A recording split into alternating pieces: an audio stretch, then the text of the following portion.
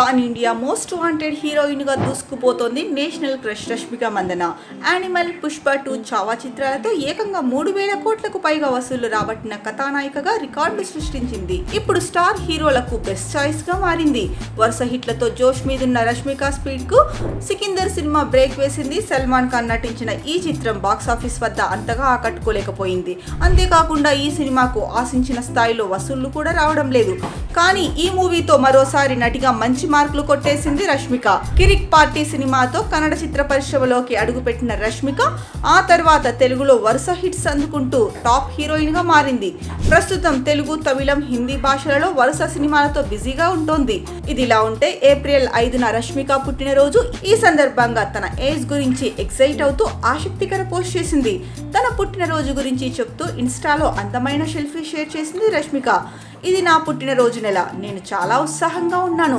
పెద్దయ్యాక పుట్టినరోజు జరుపుకోవడం పట్ల ఆసక్తి తగ్గుతుందని చాలా మంది అంటుంటారు.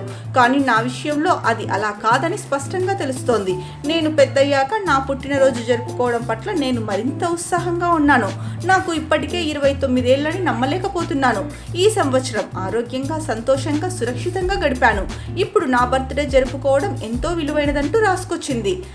ఇక ఇది ఇలా ఉంటే ఇప్పుడు చేతి నిండా సినిమాలతో బిజీగా మారిపోయింది రష్మిక. అయితే మనకు తెలిసి ఫేమ్ వచ్చాక ఎవరైనా రెమ్యూనరేషన్ విషయంలో మార్పులు చేస్తుంటారు. ఇక తాజాగా రష్మిక కూడా అదే చేసిందట. స్టార్డమ్ పెరిగే కొద్దీ రష్మిక రెమ్యూనరేషన్ పెంచేస్తోంది. ప్రస్తుతం ఒక్కో సినిమాకు 3 నుంచి 4 కోట్ల రూపాయల వరకు తీసుకుంటున్న ఈ ముద్దుగుమ్మ ఇప్పుడు తన రూట్ మార్చేసిందట. రాబోయే సినిమాలకు ఇకపై రెమ్యూనరేషన్ తీసుకోవద్దని నిర్ణయించుకున్న రష్మిక రెమ్యూనరేషన్ కు బదులు ఏకంగా సినిమా ప్రాఫిట్ లో 10% వాటా కావాలని డిమాండ్ చేస్తున్నట్టు ప్రస్తుతం ఇండస్ట్రీలో హాట్ టాపిక్ నడుస్తోంది. ఇక రష్మిక మందన నటించిన చిత్రాలన్నీ కూడా బ్లాక్ బాస్టర్ హిట్ కావడంతో నిర్మాతలు కూడా అందుకు అంగీకరిస్తున్నట్లు తెలుస్తోంది. అయితే ఇలా లాభాల్లో షేర్లు తీసుకునే పద్ధతి కేవలం హీరోలకు మాత్రమే ఉండేది. కానీ ఇప్పుడు రష్మిక మందన కూడా వీరి బాటలో నడుస్తోంది.